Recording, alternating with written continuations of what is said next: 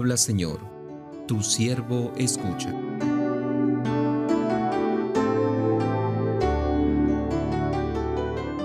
Proclamación del Santo Evangelio según San Lucas. Aquel mismo día, el primero de la semana, dos de los discípulos de Jesús iban caminando a una aldea llamada Emaús, distante de Jerusalén unos 70 estadios. Iban conversando entre ellos de todo lo que había sucedido. Mientras conversaban y discutían, Jesús en persona se acercó y se puso a caminar con ellos, pero sus ojos no eran capaces de reconocerlo. Él les dijo: ¿Qué conversación es esa que traen mientras van de camino? Ellos se detuvieron con aire entristecido, y uno de ellos, que se llamaba Cleofás, le respondió: ¿Eres tú el único forastero en Jerusalén que no sabes lo que ha pasado allí estos días? Él les dijo: ¿Qué? Ellos le contestaron: lo de Jesús el Nazareno, que fue un profeta poderoso en obras y palabras, ante Dios y ante todo el pueblo. Cómo lo entregaron los sumos sacerdotes y nuestros jefes para que lo condenaran a muerte, y lo crucificaron. Nosotros esperábamos que Él iba a liberar a Israel, pero con todo esto ya estamos en el tercer día desde que esto sucedió. Es verdad que algunas mujeres de nuestro grupo nos han sobresaltado, pues habiendo ido muy de mañana al sepulcro y no habiendo encontrado su cuerpo, vinieron diciendo que incluso habían visto una aparición de ángeles que dicen que está vivo. Algunos de los nuestros fueron también al sepulcro y lo encontraron como habían dicho a las mujeres, pero a él no lo vieron. Entonces él les dijo: «Qué necios y torpes son para creer lo que dijeron los profetas. ¿No era necesario que el Mesías padeciera esto y entrara así en su gloria?» Y comenzando por Moisés y siguiendo por todos los profetas, les explicó lo que se refería a él en todas las Escrituras.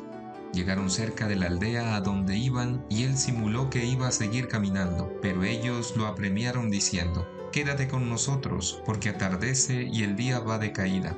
Y entró para quedarse con ellos. Sentado a la mesa con ellos, tomó el pan, pronunció la bendición, lo partió y se lo iba dando.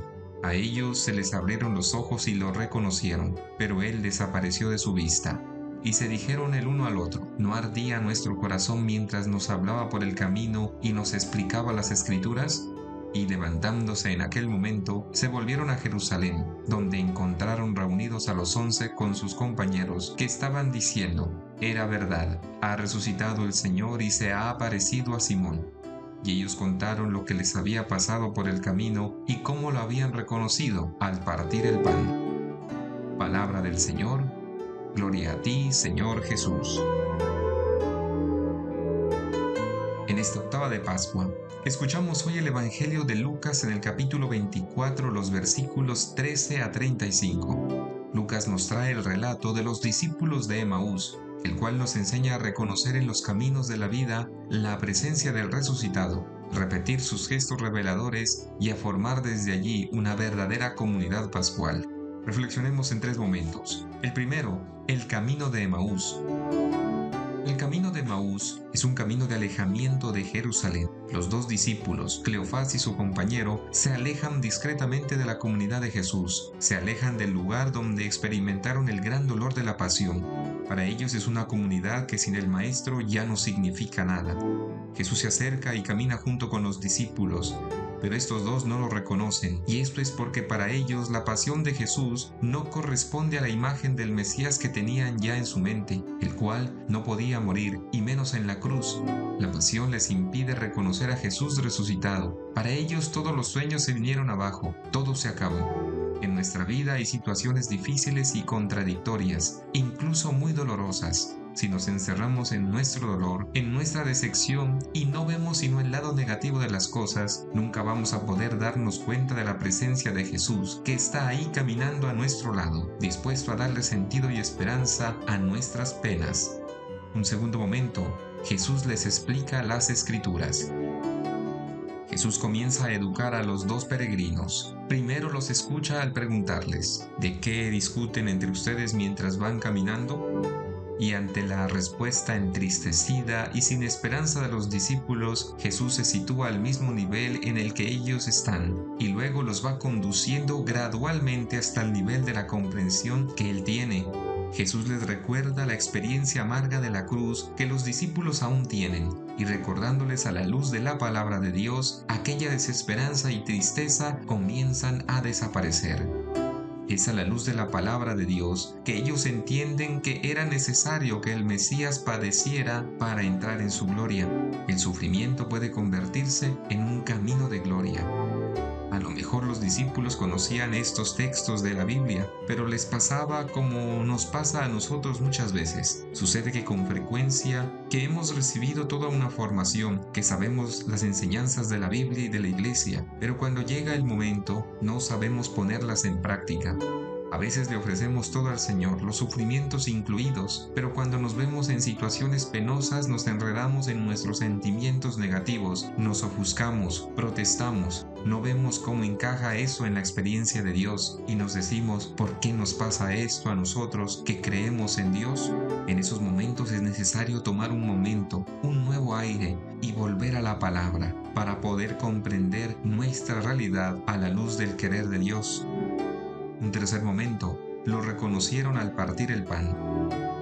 Jesús no solo comparte la casa de ellos, sino también su mesa. Allí les renueva el gesto de la última cena, y es allí donde los discípulos lo reconocen al partir el pan.